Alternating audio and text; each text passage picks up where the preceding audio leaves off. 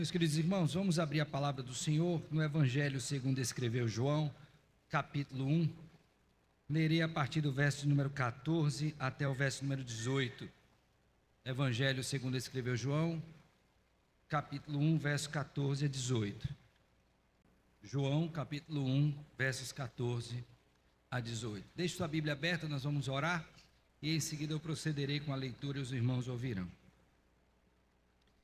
Senhor nosso Deus, neste momento do culto, neste ato de edificação, leremos mais uma vez uma porção da Tua palavra e rogamos a iluminação do Teu Santo Espírito, de modo que possamos compreender, crer e praticar o que temos aprendido. Não nos deixe à mercê de nós mesmos, Senhor. Por isso, afasta tudo aquilo que possa impedir a compreensão da Tua palavra, o ouvir a Tua voz, que é poderosa. Toma-me também nas Tuas mãos, dá-me graça de ler e explicar e aplicar fielmente, como o Senhor requer. Assim oramos em Cristo, Senhor e Salvador nosso, com gratidão e perdão dos nossos pecados. Amém, amém. Assim diz a palavra do Senhor. E o Verbo se fez carne e habitou entre nós, cheio de graça e de verdade. E vimos a sua glória, glória como do unigênito do Pai. João testemunha a respeito dele e exclama: Este é o de quem eu disse, o que vem depois de mim tem contudo a primazia, porquanto já existia antes de mim. Porque todos nós temos recebido da sua plenitude graça sobre graça. Porque a lei foi dada por intermédio de Moisés. A graça e a verdade vieram por meio de Jesus Cristo. Ninguém jamais viu a Deus. Deus unigênito, que está no seio do Pai, é quem o revelou. Amém, amém. Meus irmãos, eu creio que boa parte de nós tem dificuldade de ouvir a mesma coisa muitas vezes. Me refiro àquela situação em que você já conhece uma verdade e ela precisa ser frisada de novo, de novo e de novo. A impressão que dá é que aquela pessoa não entendeu ainda que você entendeu. E aí, muitas vezes, você pode até ficar chateado, dizer de novo a mesma coisa. Novamente. Mas antes de emitirmos este parecer sobre aquilo que vamos tratar hoje, eis algo muito importante que você, como crente, precisa saber e repetir de novo, de novo e de novo. Nós sabemos que João escreveu este evangelho, bem como as epístolas, as três, e também o livro do Apocalipse. E uma coisa que é marcante em todas as suas obras é exatamente frisar novamente a divindade e a humanidade do Senhor Jesus Cristo. Isto é tão importante que na sua primeira epístola, no capítulo número 4, particularmente dos versos número 1 a 4, ele vai mostrar ali que reafirmar a divindade, a humanidade de Cristo é essencial para a vida cristã. Por quê?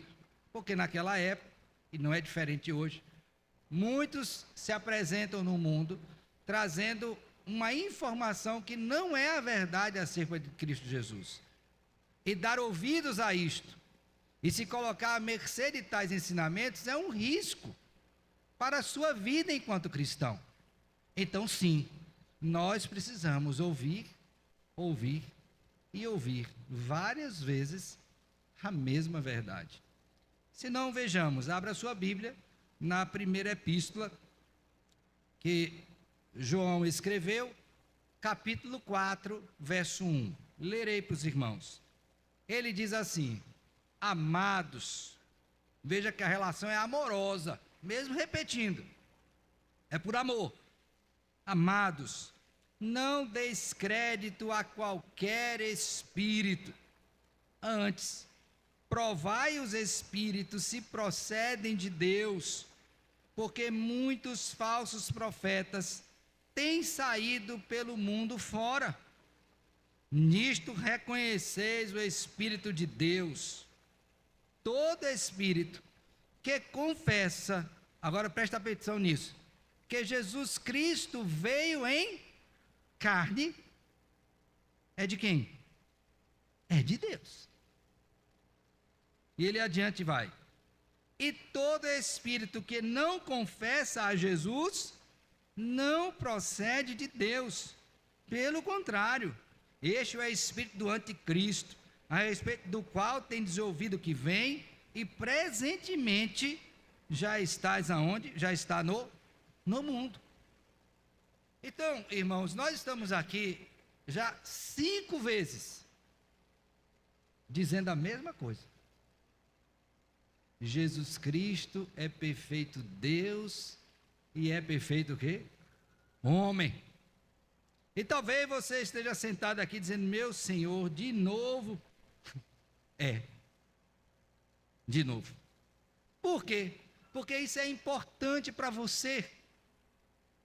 É importante que você saiba esta verdade, visto que é parte da nossa fé entender a necessidade de que o nosso mediador seja Deus e seja homem. Por exemplo, quando você passa por alguma necessidade que envolve a busca pela santidade, a tentação em meio aos pecados que estão aí à porta, você precisa lembrar que Jesus Cristo é homem e ele sabe o que é ser tentado e pode te socorrer na sua fraqueza. Mas imagine que você cede e cai, transgride a lei. Você precisa saber que Jesus Cristo é Deus, que morreu por você, deu a vida por você e ressuscitou dentre os mortos e foi assunto ao céu, está à direita de Deus Pai, intercedendo por você. E que a obra que ele realizou na carne é suficiente para te perdoar. Então veja aqui as duas verdades servindo para você. Aí você ainda pensa que isso não é importante. Então, quando nós olhamos para o texto do Evangelho de João, a partir do verso número 14, João aqui faz agora uma síntese daquilo que ele já havia apresentado dos versos número 1 a 13, a saber, a perfeita humanidade e a perfeita divindade do Senhor Jesus Cristo.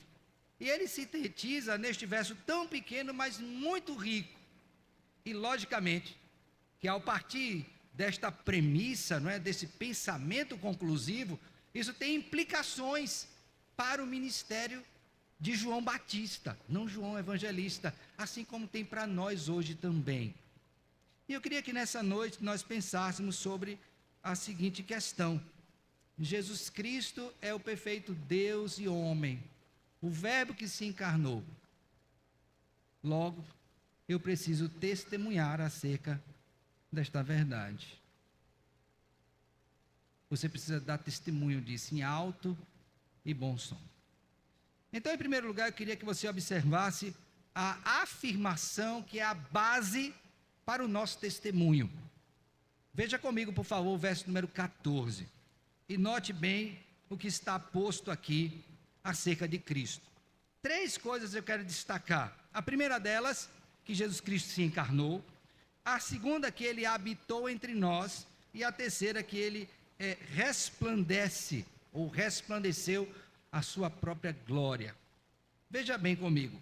E o Verbo se fez o quê?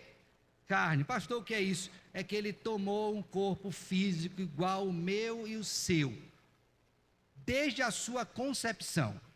Abra aí rapidamente a sua Bíblia em Lucas capítulo 1, e a gente precisa ver isso na Bíblia. Porque lembre que o Evangelho de João é um evangelho histórico redentivo. Então a história que está posta aqui tem relação com a nossa redenção. Então vamos ver. Quando é dito que Cristo se encarnou, está se afirmando que a semelhança da minha pessoa e da sua, ele foi concebido, ele foi gerado no ventre da sua mãe, ainda que de modo sobrenatural, porque ela não tinha contato com homem nenhum. Por favor, Lucas capítulo 1, verso 30. Mas o anjo lhe disse: Maria, não temas, porque achaste graça diante de Deus. Eis que conceberás e darás à luz um filho, a quem chamarás pelo nome de Jesus. Este será grande, será chamado Filho do Altíssimo. Deus, o Senhor, lhe dará o trono de Davi, seu pai. Ele reinará para sempre sobre a casa de Jacó, e o seu reino não terá fim. Então disse Maria ao anjo: como será isto, pois não tenho relação com homem algum? Respondeu-lhe o anjo: descerá sobre ti o Espírito Santo, e essa expressão aqui seguinte é muito importante, e o poder do Altíssimo te envolverá com a tua sombra, ou seja, foi uma concepção sobrenatural, mas foi uma concepção. E aí ele prossegue dizendo: por isso também o ente santo que há de nascer será chamado filho de quem? De Deus. Quando Cristo nasce, irmãos, nós temos aí aquele que foi concebido vindo à luz. Agora vamos para Lucas capítulo 2, por favor. Lucas capítulo 2, verso 6. Estando eles ali, Maria estava grávida, Lucas 2, 6. Aconteceu completarem-se-lhe os dias da gestação. Agora leiam, por favor, o verso 7. E ela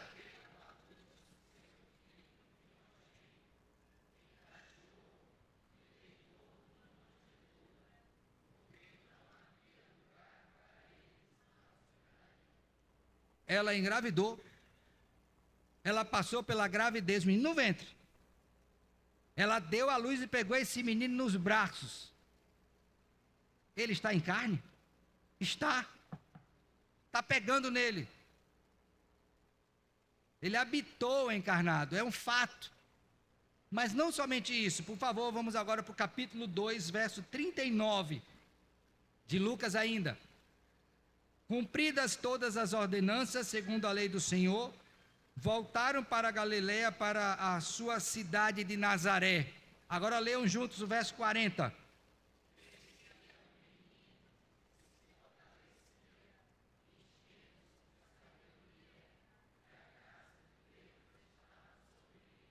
Agora o 52. E crescia em sabedoria.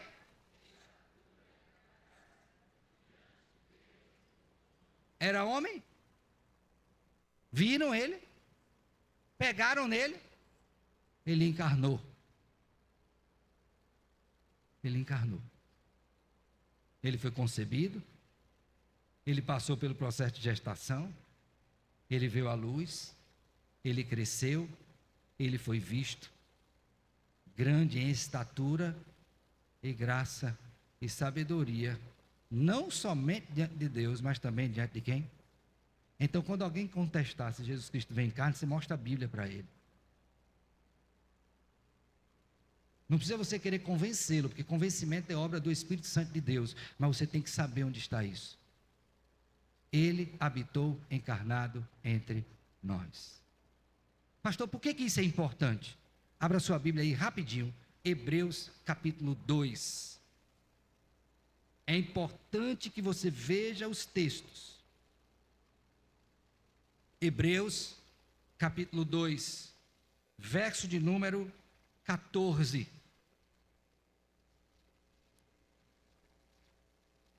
Abriram? Olha o que é dito. Visto, pois, que os filhos têm participação comum de carne e sangue, destes também ele, Cristo, igualmente participou. Participou de quê? Da carne e do sangue. Para quê? Se não fosse carne e sangue, por sua morte, destruísse aquele que tem o poder da morte, a saber quem? O diabo. Ele habitou encarnado, carne e sangue, como eu e você. E por que isso é importante? Hebreus 4, por favor. Verso de número 15. Agora eu queria que vocês lessem juntos. Porque não temos sumo sacerdote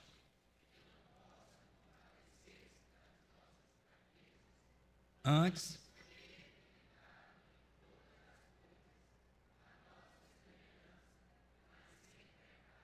Ok? O Verbo se fez carne. É imprescindível que você creia que Jesus encarnou. Imprescindível. Não abra mão desta verdade. Na nossa confessionalidade é importante que lembremos disso. Que quando tratamos da encarnação do Verbo, há uma implicação direta. Preste bem atenção. Por que? Pergunta 39 do nosso Catecismo Maior. Qual é a necessidade do mediador ser homem? Era necessário que o mediador fosse homem para poder levantar a nossa natureza e obedecer à lei, sofrer e interceder por nós em nossa natureza. Agora preste atenção que coisa maravilhosa. E simpatizar com as nossas enfermidades, para que recebêssemos a adoção de filhos e tivéssemos conforto e acesso com confiança ao trono da graça. Você já pensou o que seria da sua vida se Jesus Cristo não tivesse encarnado? Você não estaria aqui. Você não estaria aqui. Não teria jeito para você, nem para mim. Por isso temos que reafirmar: o Verbo se fez carne. Mas o texto bíblico me dá uma segunda afirmação. Por favor, volte seus olhos mais uma vez para João capítulo 1. Ele não somente se fez carne, mas ele o quê? Habitou entre nós. Olha que coisa maravilhosa. A habitação aí é a ideia de tabernacular. E nesse sentido, quando o judeu ouvia isso, ele lembrava que Deus fez presença no seu povo, habitando através do tabernáculo. E lembre que quando Deus queria dirigir o seu povo, guiar o seu povo, eles levantavam o tabernáculo, recolhiam as tendas e seguiam. E quando parava, montava o tabernáculo e as tribos se dispunham ao redor do tabernáculo. Então a ideia que os judeus trazem é o seguinte: Deus esteve sempre no nosso meio, só que agora não é mais uma tenda. Quem é agora? O próprio Deus encarnado no nosso meio. E é interessante que a implicação disso ultrapassa inclusive a própria presença encarnada de Cristo entre nós, quando ele promete: e eis que estou convosco, Mateus 28, todos os dias, até a consumação do século. A promessa do passado, promessa presente em Cristo e futura no próprio Cristo por meio do seu Espírito. Então, não foi uma habitação distante de nós, mas no nosso meio. Tabernaculou entre nós. Ele nos viu, ele nos assistiu, ele caminhou aqui, comeu, bebeu, também sofreu, morreu e ressuscitou entre nós. Entre nós. Meus irmãos, quando João apresenta estas coisas, ele diz que essa habitação do Senhor entre nós não fez perder a sua divindade, como alguns julgam. Então, como foi essa habitação? Por favor, volte os olhos comigo. O Verbo se fez carne e habitou entre nós, cheio de graça e de verdade. E vimos a sua glória, glória como do unigênito do Pai. No nosso texto aqui, a expressão cheio de graça e verdade está primeiro do que vimos a sua glória. No texto original, ela está por último. Porque a ênfase deve recair exatamente sobre o fato de que, estando ele entre nós, a sua glória foi revelada. Então aqui ele está aludindo ao fato de que, a despeito da sua humanidade, ele continuou sendo perfeito Deus, cheio de graça, pleno de graça, e de o quê? Então ele continuou sendo Deus, mesmo habitando entre nós, encarnado. Abra sua Bíblia aí, por favor, Colossenses capítulo 1. Epístola de Paulo aos Colossenses, capítulo 1. E eu quero considerar com os irmãos aí duas porções que falam sobre a divindade de Cristo, cheio de graça e de verdade. Preste atenção. Colossenses 1:15. Abriram? Posso ler? Olha o que é dito. Este Cristo é a imagem do Deus invisível, o primogênito de todo o quê? Agora leiam juntos o verso 19.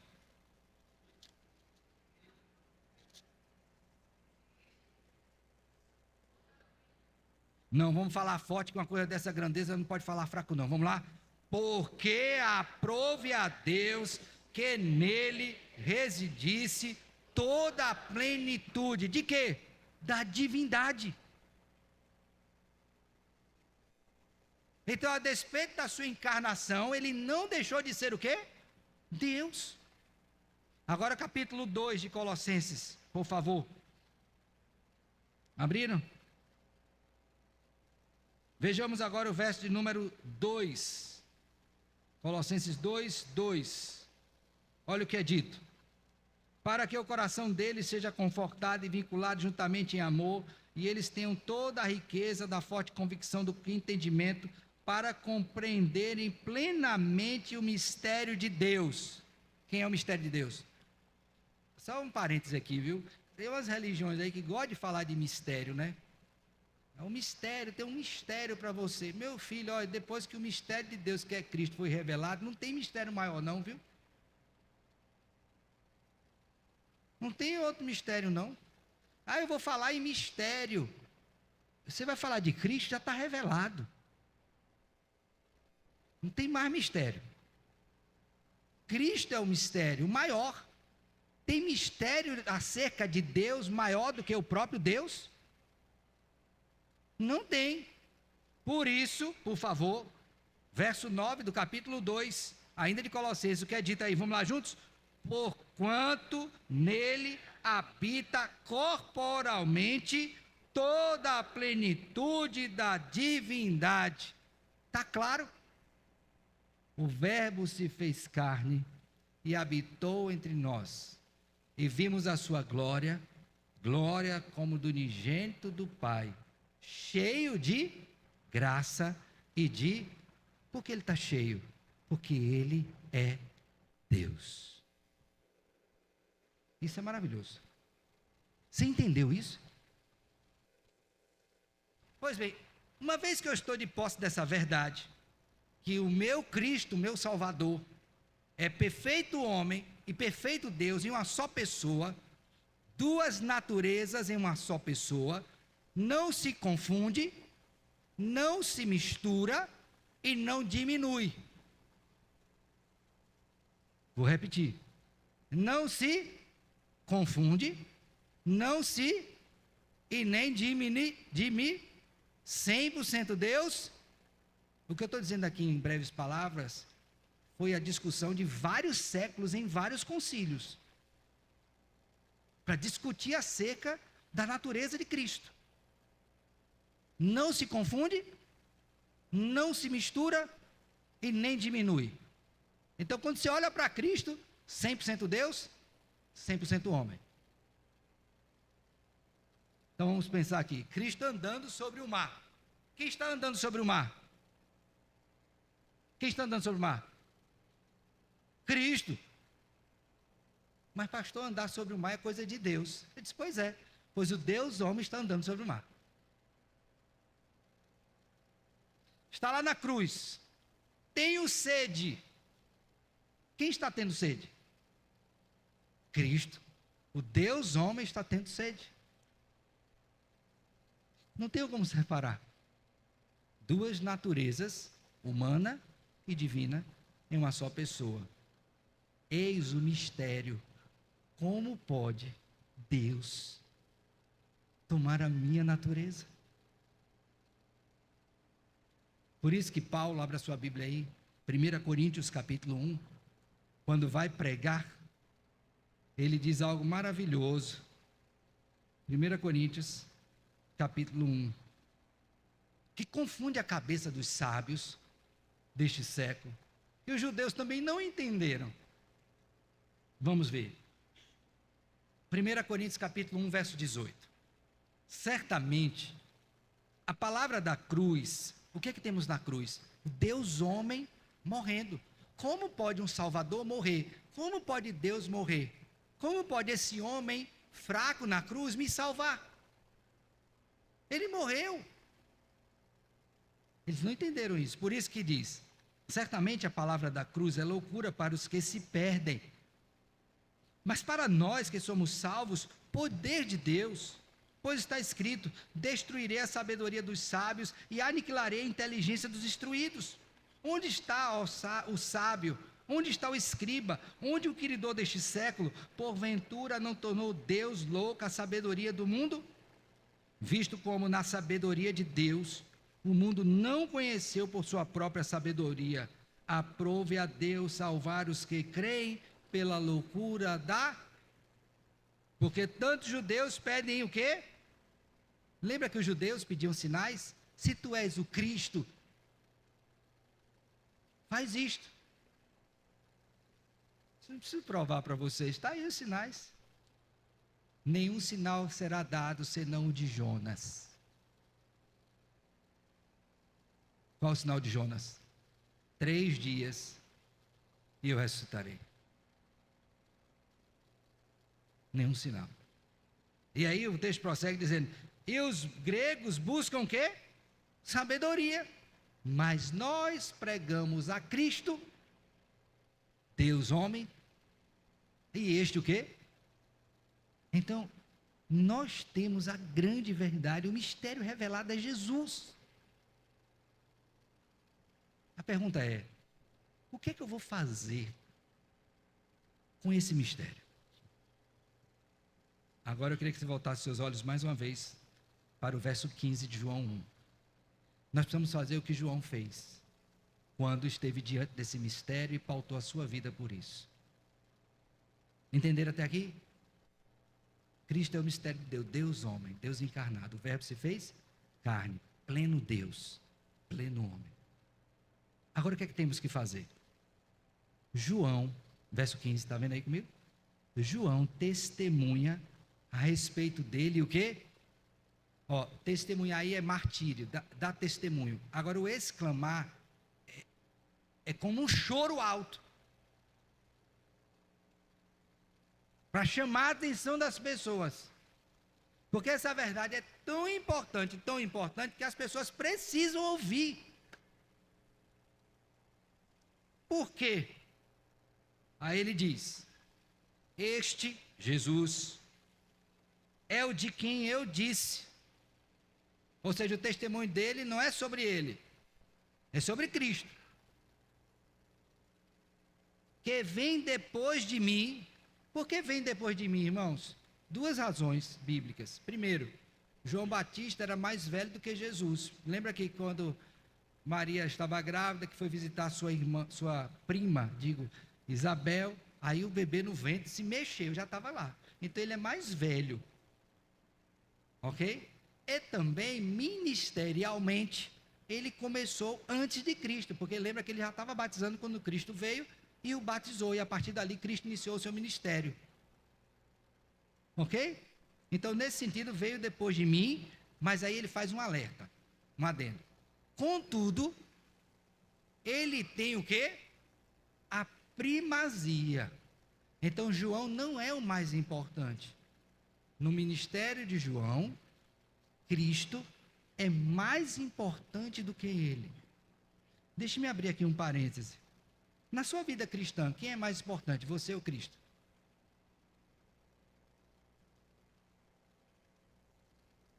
Antes de você responder, veja as suas escolhas. Em tudo.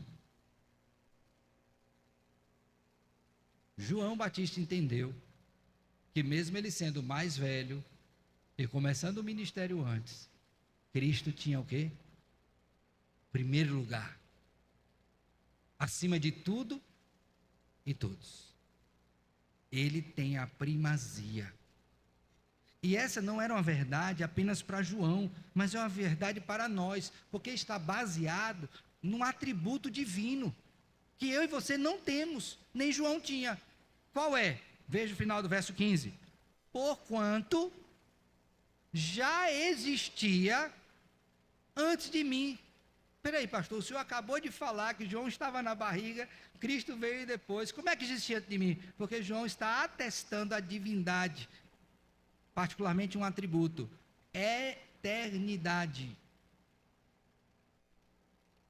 O testemunho que damos acerca de Cristo está baseado no próprio Deus, porque Ele é Deus eterno. Então, esse testemunho de João Batista consiste em 3 coisas essenciais. Primeira, veja aí verso 16, leiam juntos. Porque todos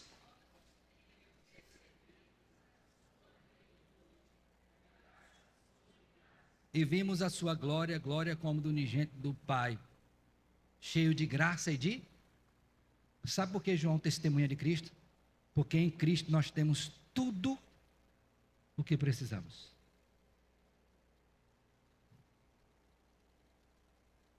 Em Cristo, eu e você, a semelhança de João, temos o quê? Tudo o que? O que precisamos. Meus irmãos, isso é essencial.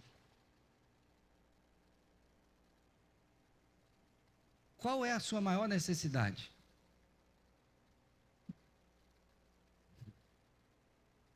Dinheiro? Amém, dona Odília. Saúde? Tem gente saudável sem Cristo, tá? Posição? Status? Tem gente com status sem Cristo. A minha maior necessidade é Jesus. Por favor, abra em João capítulo 6, rapidinho. Verso 66. João 6, 66. À vista disso, muitos de seus discípulos o abandonaram e já não andavam com ele. Então perguntou Jesus aos 12: porventura quereis também vós, outros, retirar-vos? Agora lê a resposta de Pedro, todos juntos.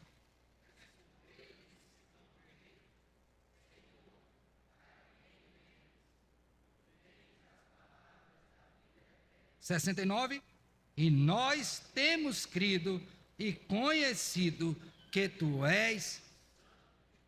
Primeira coisa, João testemunhava acerca de Cristo, porque ele é tudo que eu e você precisamos. Irmãos, essa verdade é tão importante, porque às vezes eu vejo gente com grande depressão, porque não tem algo. Gente deprimida porque não casou. Gente deprimida porque não passou no concurso, gente deprimida porque não fez faculdade, gente deprimida porque não tem casa, gente deprimida por isso, aqui a lista é infinda, mas eu nunca vi ninguém deprimido porque não tenha Jesus. Você já viu alguém? O meu filho está deprimido porque eu não tenho Cristo.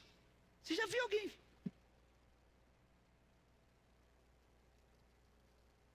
Eu nunca vi. Em todo esse tempo, 20 anos andando com a gente, eu nunca vi um caso de alguém chegou diante de mim assim: eu estou deprimido porque eu não tenho Cristo. Eu nunca vi. Eu deprimo por tudo.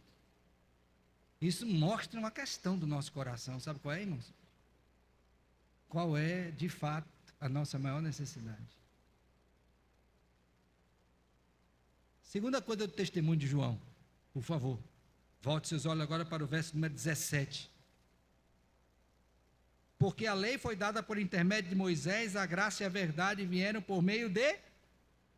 Jesus é maior do que Moisés. E para os judeus, Moisés era o ápice. Então, Jesus não é só a minha maior necessidade, como ele é maior do que tudo.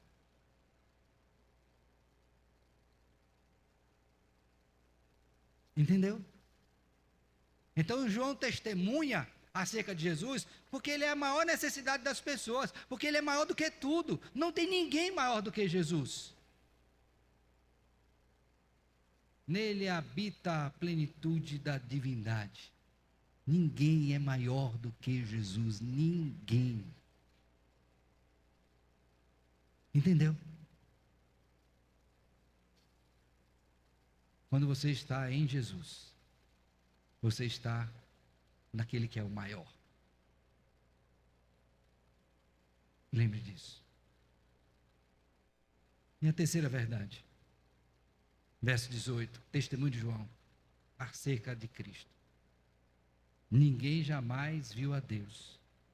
O Deus unigênito que está no seio do Pai é quem Ele é Deus. Sabe por que Ele é a nossa maior necessidade?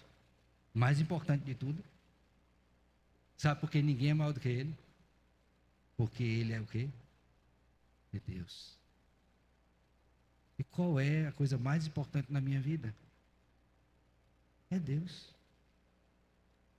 Então eu pergunto para você, no mundo que nós estamos vivendo, nessa situação tão terrível, tem alguma coisa mais importante do que o ser humano, do que Deus? Para o ser humano do que Deus? Não tem.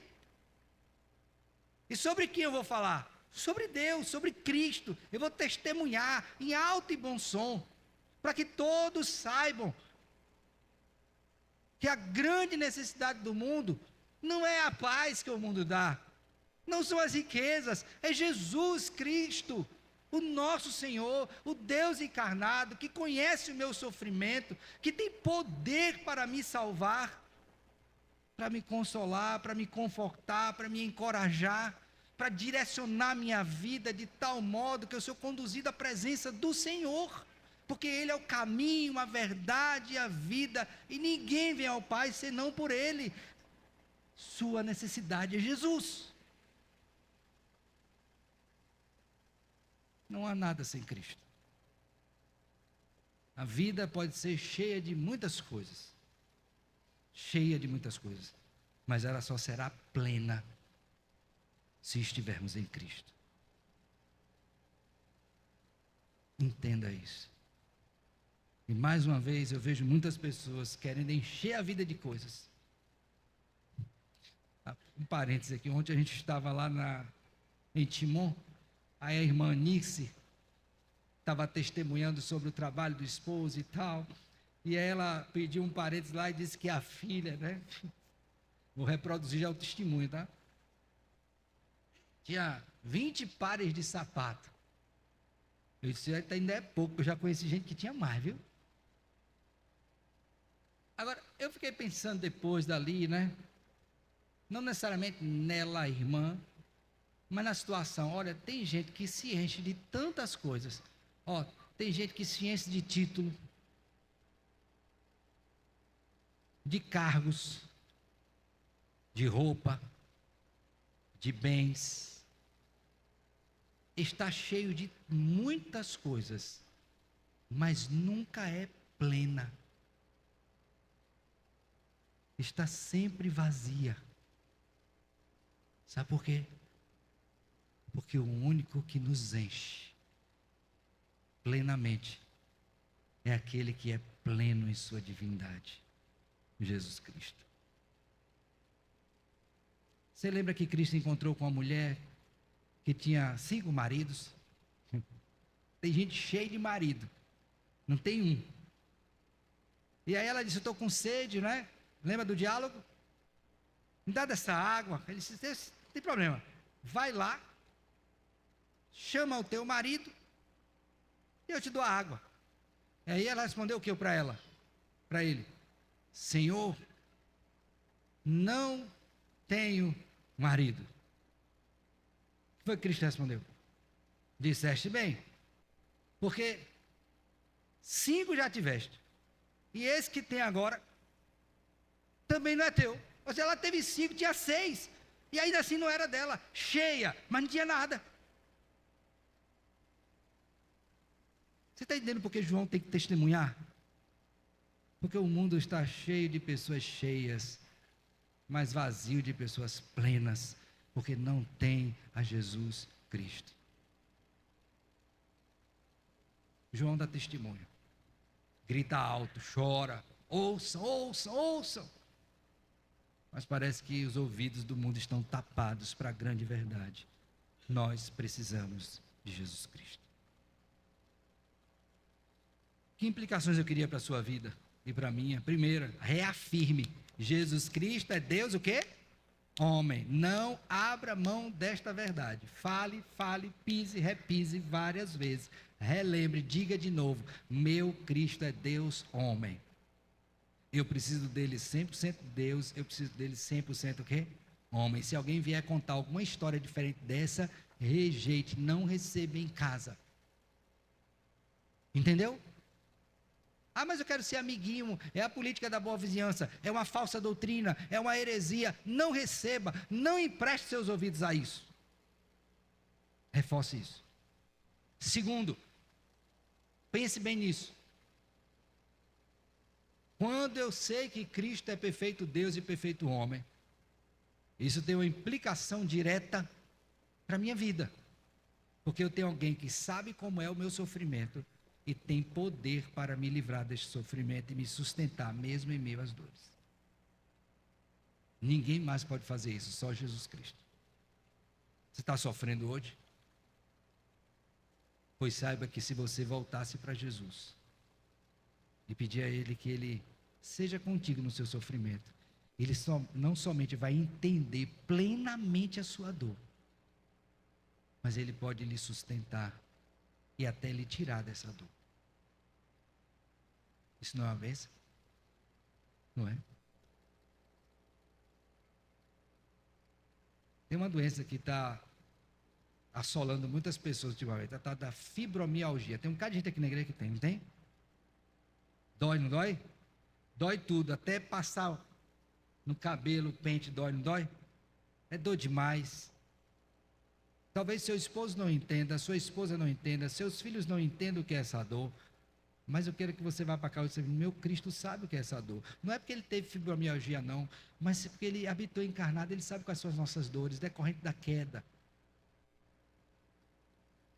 A angústia do seu coração, a tristeza porque alguém foi promovido ao céu.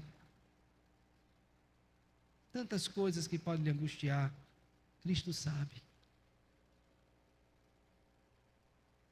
Ele sabe. E Ele te ajuda. Que consolo maravilhoso, não é? A gente saber que tem alguém que me entende e me ajuda. Terceira coisa. O apóstolo Paulo, escrevendo aos Coríntios, na segunda epístola, capítulo 1, ele diz que passou por muitas tribulações na Ásia. Foram tantas e tão pesadas que ele pensou em algum momento desesperar da própria vida. Mas logo no início do capítulo, ele diz assim, olha, que a consolação que eu recebi é para que eu possa também consolar a outros. Então, se você recebeu esse consolo do Senhor, você crê nele, você é pleno nele, olhe para o seu lado. Não é para olhar agora, assim, a ideia de você olhar quem está ao seu redor. E seja um instrumento de Deus para falar de Jesus. Meus queridos, tem tanta gente sofrendo. Nesses dias uma irmã me contou que foi aqui na papelaria, Lulu, e quando passou pela praça viu uma senhora sentada no banco chorando. Já pensou o que é você parar numa praça sozinha e começar a chorar? Não tem uma pessoa para se aproximar de você. Esse mundo tem tanta gente carecendo e você tem a grande verdade que Deus homem veio ao mundo, me salvou e me fez pleno nele. E você guarda isso só para você? João Batista gritou para que outros ouvissem. E você pode estar muitas vezes o quê? Abra a boca. Fale de Jesus. Para que outros, segundo a operação do Espírito de Deus, creiam em Jesus como seu Senhor e seu Salvador. Você é instrumento disso. Você pode ser uma bênção nas mãos do Senhor. O Verbo se fez carne e habitou encarnado entre nós. E vimos a sua glória. Glória como do unigênito do Pai, pleno, cheio de graça e de quê? Fale desse Deus maravilhoso. Que Deus te abençoe. Amém.